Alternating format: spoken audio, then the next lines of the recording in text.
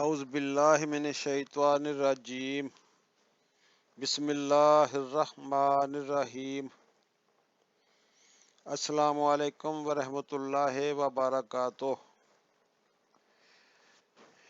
ناظرین، آج میں آپ کو اللہ تعالیٰ سے گناہوں کی مغفرت طلب کرنے کی دعا بتانے لگا ہوں۔